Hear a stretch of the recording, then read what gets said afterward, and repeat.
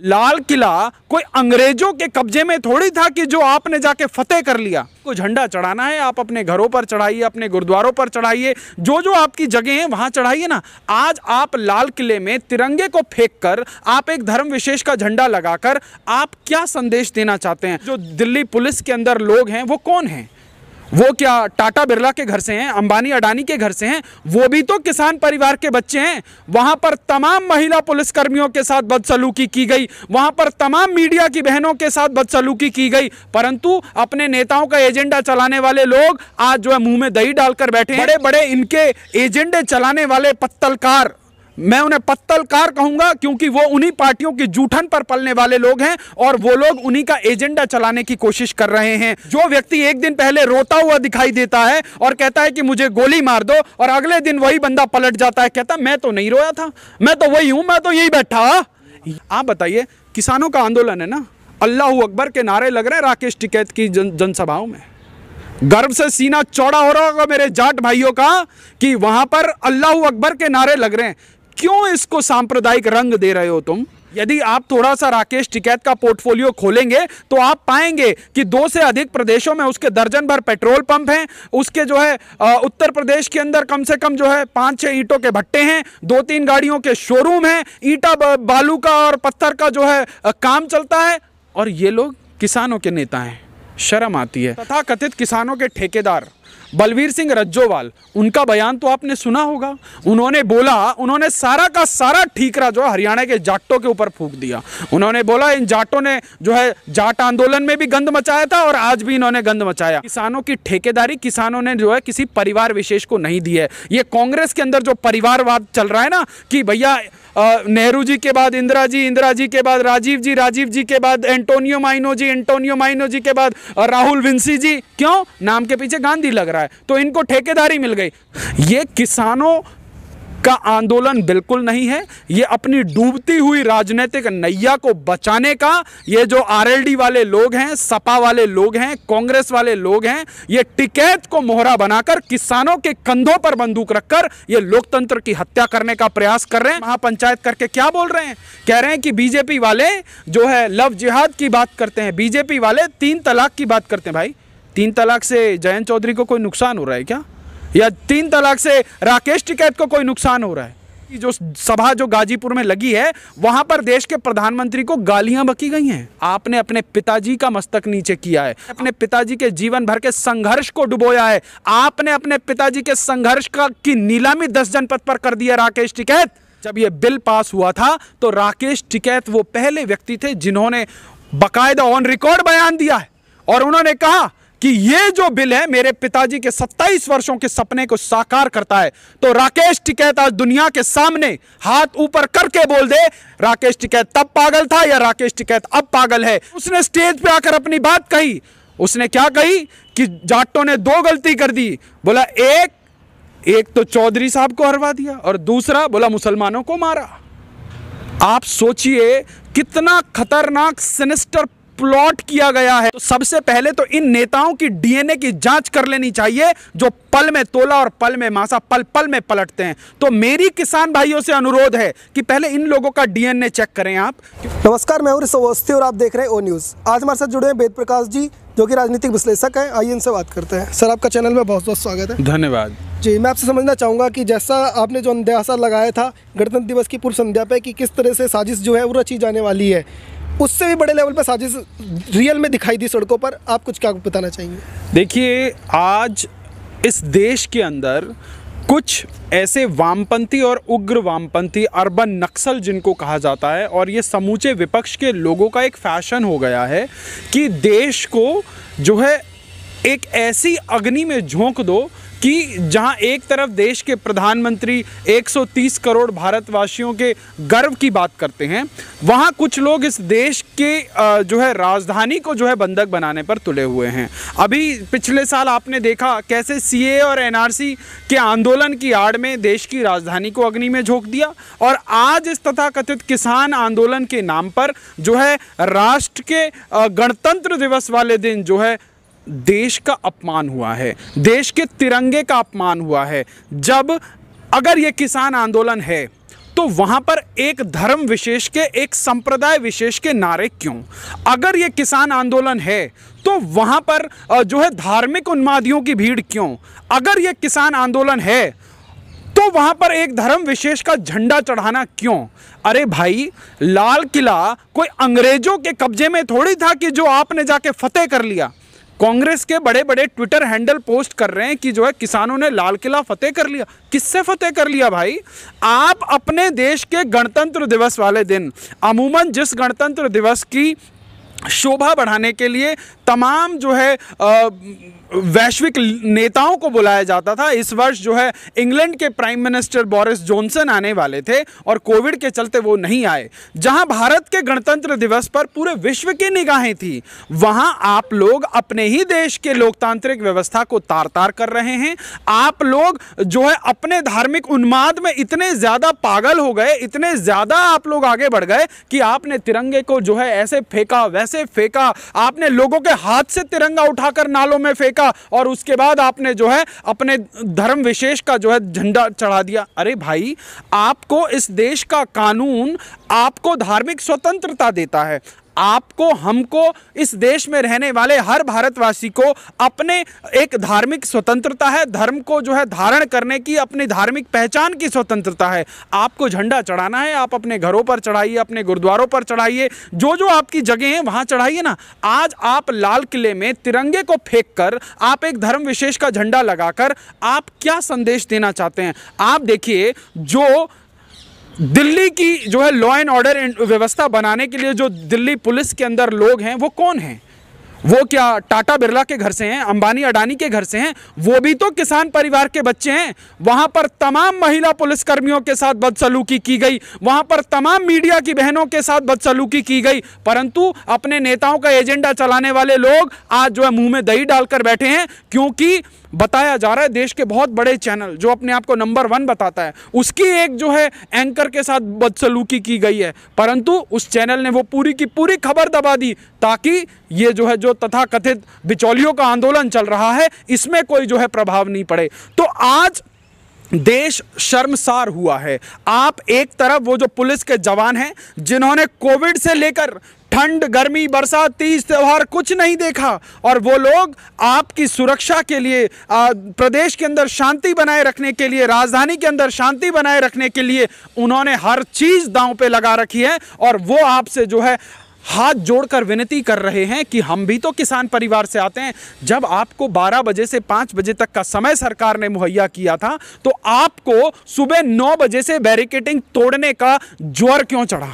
आप लोगों ने जिस प्रकार का हुलिगन वहां पे दिखाया, जिस प्रकार की अनार्की आप लोगों ने दिखाई, निश्चित रूप से ये लोग किसान नहीं थे, ये लोग एक प्रायोजित भीड़ है। और इस प्रकार की प्रायोजित भीड़, इस प्रकार के लोग, और इसका विश्लेषण बहुत गहरे रूप से करने की आवश्यकता है आज, क्योंकि आप देखिए तथाकथित किसानों के ठेकेदार बलवीर सिंह रज्जोवाल, उनका बयान तो आपने सुना होगा। उन्होंने बोला, उन्होंने सारा का सारा ठीकरा जो हरियाणा के जाटों के ऊपर फूंक दिया। उन्होंने बोला इन जाटों ने जो है जाट आंदोलन में भी गंद मचाया था और आज भी इन्होंने गंद मचाया। देखा सबने कि पिछले 2 महीनों से हरियाणा के जाटों ने, हरियाणा के, आप यदि ये किसानों का आंदोलन है तो इसमें पहली बात तो किसी धर्म विशेष या संप्रदाय की बात नहीं होनी चाहिए थी। इसमें ये जो है जात पात की बात नहीं होनी चाहिए थी। यहाँ पे जो है जातिवाद, क्षेत्रवाद, भाषावाद नहीं आना चाहिए था, क्योंकि किसान तो किसी की जाति देखकर अन्न नहीं उगाता है, किसान तो पूरे देश का पेट भरने के लिए अन्न उगाता है। और इस प्रकार से इस पूरे के पूरे आंदोलन को जो है एक जातिवाद का रंग दे दिया गया। इस देश की जो है समरसता को तार तार करने के लिए, इस देश की जो सद्भावना है उसको तार तार करने के लिए जो साजिशें की गई हैं, आज वो साजिशों का खुलासा पूरे देश के सामने हो रहा है। और ये कांग्रेस की टिकटों पर चुनाव लड़ने वाले, ये लोकदल की टिकटों पर चुनाव लड़ने वाले 600 700 करोड़ की संपत्ति बनाए हुए तथाकथित किसानों के ठेकेदार, ये ना कभी पहले किसानों के सगे थे, ना आज किसानों के सगे हैं। इनको सिर्फ और सिर्फ अपनी खोई हुई, जो इनका खोया हुआ जनाधार है, उसी को ये लोग पाने के लिए ये जो छटपटाहट है, ये जो घबराहट है, ये जो किसानों के कंधों पर बंदूक रखकर जो ये देश के लोकतंत्र की हत्या करने की ये जो कोशिश है, ये देश ने 26 तारीख को देखी। और आज बड़े बड़े इनके एजेंडे चलाने वाले पत्तलकार, मैं उन्हें पत्तलकार कहूंगा क्योंकि वो उन्हीं पार्टियों की जूठन पर पलने वाले लोग हैं और वो लोग उन्हीं का एजेंडा चलाने की कोशिश कर रहे हैं। क्योंकि 26 जनवरी के दिन मेरे देश के राष्ट्रीय ध्वज का अपमान हुआ है और जिन लोगों को वो अपमान नहीं दिखता, उन लोगों को अपनी आंखों का इलाज करा लेना चाहिए और उन लोगों को अपना जो है मानसिक इलाज करा लेना चाहिए। मैं आपसे समझना चाहूँगा कि जो राकेश टिकैत हैं वो 26 जनवरी की पूर्व संध्या तक ये कह रहे थे कि हम किसानों की सबकी जिम्मेदारी लेते हैं, हमें यहाँ पे रैली निकालने की इजाज़त दी जाए। 36 शर्तों के साथ दिल्ली पुलिस ने जब उनको इजाज़त दी थी, तो जब 26 जनवरी आई तो उस दिन वो कहाँ गायब दिखाई दी? राकेश टिकैत की 26 जनवरी से पहले की भाषा और राकेश टिकैत की 27 जनवरी की भाषा और फिर उसके बाद जो उनको राहुल गांधी, प्रियंका वाड्रा, अखिलेश यादव, अरविंद केजरीवाल, जो है जयंत चौधरी, उनके पिता चौधरी और जो उन लोगों का जो ऑक्सीजन मिला और उसके बाद जो राकेश टिकैत की जो भाषा चेंज हुई है, जो व्यक्ति एक दिन पहले रोता हुआ दिखाई देता है और कहता है कि मुझे गोली मार दो और अगले दिन वही बंदा पलट जाता है, कहता मैं तो नहीं रोया था, मैं तो वही हूं, मैं तो यही बैठा। ये उसकी भाषा थी। तो ये लोग किसानों के हितैषी नहीं है। यदि आप थोड़ा सा राकेश टिकैत का पोर्टफोलियो खोलेंगे तो आप पाएंगे कि 2 से अधिक प्रदेशों में उसके दर्जन भर पेट्रोल पंप हैं, उसके जो है उत्तर प्रदेश के अंदर कम से कम जो है 5-6 ईंटों के भट्टे हैं, 2-3 गाड़ियों के शोरूम हैं, ईंटा बालू का और पत्थर का जो है काम चलता है और ये लोग किसानों के नेता हैं। शर्म आती है। देखिए ये जो परिवारवाद है ना, ये किसानों के नेता बनने का। चौधरी चरण सिंह जी पूरे देश में अनडिस्प्यूटेड किसानों के नेता थे। ताऊ देवीलाल जी पूरे देश भर में अनडिस्प्यूटेड किसानों के नेता थे। बाबा महेंद्र सिंह टिकैत अनडिस्प्यूटेड जो है नेता थे किसानों के। अगर कोई कहे कि इनकी पीढ़ियों को जो इनकी ठेकेदारी मिलेगी तो मैं हाथ जोड़ के माफ़ी मांगूंगा। ये किसानों की ठेकेदारी किसानों ने जो है किसी परिवार विशेष को नहीं दी है। ये कांग्रेस के अंदर जो परिवारवाद चल रहा है ना कि भैया नेहरू जी के बाद इंदिरा जी के बाद राजीव जी के बाद एंटोनियो माइनो जी के बाद राहुल विंसी जी। क्यों? नाम के पीछे गांधी लग रहा है तो इनको ठेकेदारी मिल गई। तो ये जो किसानों के नेता बनने की ये जो ठेकेदारी जो प्रथा है, मेरे देश में कोई ऐसी ठेकेदारी प्रथा नहीं है कि अगर बाबा टिकैत जो है किसानों के मसीहा थे तो राकेश टिकैत और नरेश टिकैत जो है किसानों के नेता हो गए। मैं आपको कुछ खबरें बताना चाहता हूं। 2012 में उत्तर प्रदेश के अंदर जो है दंगा हुआ और जो है जाटों के जो है बच्चों के ऊपर जो है आक्रमण हुआ, वो मारे गए और किस प्रकार से जो है पूरा मुजफ्फरनगर उबल रहा था वो पूरा देश जानता है, आप भी जानते हैं और हम भी जानते हैं। और जो लोग उस दंगों में जो है सबसे प्रमुख रूप से मौजूद थे, आज वो लोग वहां जो है टिकैत साहब की तथाकथित सरदारी की जो है शोभा बढ़ा रहे थे। तो क्या जाट समाज के लोगों को ये चीज एक्सेप्टेड है? क्या जो लोग जो ये जयंत चौधरी और उनके पिता चौधरी जो उस वक्त अपने समाज के लोगों को जो है मरहम लगाने नहीं गए, आज वो वहां पर तथाकथित किसान महापंचायत करके क्या बोल रहे हैं? कह रहे हैं कि बीजेपी वाले जो है लव जिहाद की बात करते हैं, बीजेपी वाले 3 तलाक की बात करते हैं। भाई 3 तलाक से जयंत चौधरी को कोई नुकसान हो रहा है क्या? या 3 तलाक से राकेश टिकैत को कोई नुकसान हो रहा है? ये तो एक सबको समान कानून देने की बात है ना, सबको जो है कानूनी रूप से इक्विप्ड करने की बात है ना, समानता का अधिकार देने की बात है ना। तो इस प्रकार का ये जो सामाजिक समरसता जो भंग करने का जो काम चल रहा है, कल की एक वीडियो वायरल हो रही है ट्विटर पर बड़ी तेजी से। उसी टिकैत साहब की जो सभा जो गाजीपुर में लगी है, वहां पर देश के प्रधानमंत्री को गालियां बकी गई हैं। और उसके बाद ये टिकैत साहब की कल भाषा थी कि हम देश की सरकार का जो है मस्तक नीचे नहीं होने देंगे। आपने देश की सरकार का मस्तक नहीं नीचे किया, आपने अपने पिताजी का मस्तक नीचे किया है। आपने अपने पिताजी के जीवन भर के संघर्ष को डुबोया है। आपने अपने पिताजी के संघर्ष की नीलामी 10 जनपद पर कर दिया राकेश टिकैत। क्योंकि आज से 4 महीने पहले 6 महीने पहले जब यह बिल पास हुआ था तो राकेश टिकैत वो पहले व्यक्ति थे जिन्होंने बाकायदा ऑन रिकॉर्ड बयान दिया है और उन्होंने कहा कि ये जो बिल है मेरे पिताजी के 27 वर्षों के सपने को साकार करता है। तो राकेश टिकैत आज दुनिया के सामने हाथ ऊपर करके बोल दे, राकेश टिकैत तब पागल था या राकेश टिकैत अब पागल है? क्योंकि देश की जनता को पागल बनाने का काम ये तथाकथित किसान आंदोलन के नाम पर नहीं चलेगा। आप बताइए, किसानों का आंदोलन है ना, अल्लाह अकबर के नारे लग रहे हैं राकेश टिकैत की जनसभाओं में। गर्व से सीना चौड़ा हो रहा होगा मेरे जाट भाइयों का कि वहां पर अल्लाह अकबर के नारे लग रहे हैं। क्यों इसको सांप्रदायिक रंग दे रहे हो तुम? अगर ये गैर राजनीतिक, अभी 2 दिन पहले तक ये तथाकथित किसान आंदोलन गैर राजनीतिक था और अचानक से वहां पे अखिलेश यादव के कसीदे पढ़े जाने लगे, अचानक से वहां पर जो है आरएलडी के सुप्रीमो के जो है चौधरी साहब के कसीदे पढ़े जाने लगे, और उसका फायदा किसको मिल रहा है? जोला जैसे नेताओं को मिल रहा है। और उसने स्टेज पे आकर अपनी बात कही। उसने क्या कही कि जाटों ने 2 गलती कर दी। बोला एक तो चौधरी साहब को हरवा दिया और दूसरा बोला मुसलमानों को मारा। आप सोचिए कितना खतरनाक सिनिस्टर प्लॉट किया गया है। ये किसानों का आंदोलन बिल्कुल नहीं है, ये अपनी डूबती हुई राजनीतिक नैया को बचाने का, ये जो आरएलडी वाले लोग हैं, सपा वाले लोग हैं, कांग्रेस वाले लोग हैं, ये टिकैत को मोहरा बनाकर किसानों के कंधों पर बंदूक रखकर ये लोकतंत्र की हत्या करने का प्रयास कर रहे हैं। मैं आपके चैनल के माध्यम से मेरे देश के जो असली किसान हैं उन लोगों से एक अपील करना चाहता हूं। दर्शन पाल सिंह, बलवीर सिंह रज्जोवाल, हनन मोल्ला, वीएम सिंह, राकेश टिकैत, नरेश टिकैत, ये लोग 6 महीने पहले एक बात बोलते हैं, 6 महीने बाद पलट जाते हैं। और इनका इतिहास उठा के देख लो, इन्होंने क्या किया है। इन्होंने इन्हीं विपक्षी पार्टियों के टिकटों पर चुनाव लड़ा, इनके परिवार वालों ने चुनाव लड़ा है, और इनको क्या वोट मिला है?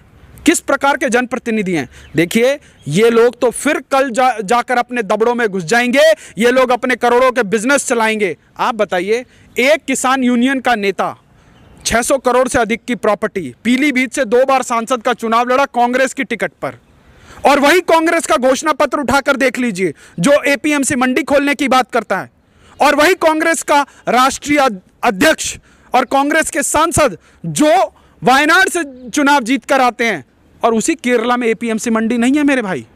और उसके बाद और ये बोलते हैं कि हम जो है किसानों का जो ये काला कानून है इसको वापस करेंगे। तुम्हें डूबकर मर जाना चाहिए। देखिए, ये समस्या हमारे एंड पर भी है। क्यों? क्योंकि मुझे लगता है कि कहीं ना कहीं सरकार इस चीज को कम्युनिकेट करने में कहीं ना कहीं फेल रही। आज जो लोग कल तक इस बिल को पास कराने के लिए लोकसभा और राज्यसभा के अंदर कूदी मार रहे थे 2013-14 में, जो लोग चीख चीख कर अपने घोषणा पत्रों में लागू कर रहे थे, जो लोग किसानों को जो है ठंड में ठिठुरने के लिए छोड़ गए और 1 हफ्ते पहले पंजाब की विधानसभा के अंदर इन बिल को लागू कर देते हैं, जो महाराष्ट्र के अंदर जो वहां पर एनसीपी, कांग्रेस और शिवसेना की सरकार है, वहां पर यह कानून लागू है, वो लोग आज किसानों के साथ खड़े हैं और किसानों को बरगला रहे हैं। तो सबसे पहले तो इन नेताओं की डीएनए की जांच कर लेनी चाहिए, जो पल में तोला और पल में मासा, पल पल में पलटते हैं। तो मेरी किसान भाइयों से अनुरोध है कि पहले इन लोगों का डीएनए चेक करें आप, क्योंकि देश के प्रधानमंत्री और देश के सरकार को गाली देना बहुत आसान है, इस भेड़ चाल में चलना और यहां पर दंगा मचाना बहुत आसान है, परंतु आपके कंधों पर बंदूक रखकर जो देश के लोकतंत्र को बर्बाद करने की साजिश 10 जनपद से चल निकली है, उसको रोकना आपकी और हमारी जिम्मेवारी है, वरना भारत का लोकतंत्र जोकतंत्र बन जाएगा। जी, लास्ट में आपसे एक शॉर्ट नोट चाहूँगा कि राहुल गांधी जो इतने दिन तक इटली गए हुए थे, आज अचानक से उनको किसानों की याद कैसे आती है? राहुल गांधी फिर से देश छोड़कर भाग गए हैं, और अब की बार सुनने में आया कि जर्मनी भाग गए हैं। अब मुझे नहीं पता कि जर्मनी में भी कोई विधानसभा का चुनाव होने वाला है या वो भारत का कोई अभिन्न अंग है जहां राहुल गांधी पहुंच चुके हैं। तो आज देश के लोगों को, देश के किसानों को राहुल गांधी से यह सवाल पूछना चाहिए, उनकी माता एंटोनियो माइनो से पूछना चाहिए कि जब जब देश संकट की घड़ी में आता है, आपका परिवार गायब क्यों हो जाता है? जब जब आप देश के लोगों को इस प्रकार से उग्र बनाकर सड़कों पर जो है लाठी खाने के लिए छोड़ देते हैं, ठंड में ठिठुरने के लिए छोड़ देते हैं, उसके बाद आप देश से बाहर क्यों चले जाते हैं? आज जो है 2 दिन हो गए, देश के अंदर लोकसभा का सत्र प्रारंभ हो चुका है, बजट सत्र चल रहा है, और राहुल गांधी के ऐसे कौन से बिजनेस हैं या ऐसे कौन से वेस्टेड इंटरेस्ट हैं कि राहुल गांधी को देश छोड़कर इमरजेंसी में जाना पड़ता है? आज देश यही सवाल पूछ रहा है कांग्रेस से, परंतु कांग्रेस के पास इसका कोई जवाब नहीं होगा, क्योंकि कांग्रेस के लोग और ये गांधी परिवार के लोग इस देश को अपनी बपौती मानते हैं। उनको लगता है कि उनके पुरखे इस देश के प्रथम प्रधानमंत्री रहे तो वो अनडिक्लेयर्ड तरीके से इस देश के शासक हैं, परंतु उनको इस इग्नोरेंस से बाहर निकलना होगा कि इस बार प्रधानमंत्री गांधी परिवार के आशीर्वाद वाला नहीं है। इस बार देश का प्रधानमंत्री जनता के बहुमत से जीता हुआ, जनता के आशीर्वाद से जीता हुआ नरेंद्र दामोदर दास मोदी है। ये थे हमारे साथ वेद प्रकाश जी। इनका कहना है कि देश में जितने भी लोग हैं वो पूरी तरह से सच्चाई जान चुके हैं कि किसान नेता सिर्फ और सिर्फ अपनी रोटियां सेकने के लिए आंदोलन में जुड़े हुए हैं। आप देखते रहिए ओ न्यूज़। धन्यवाद।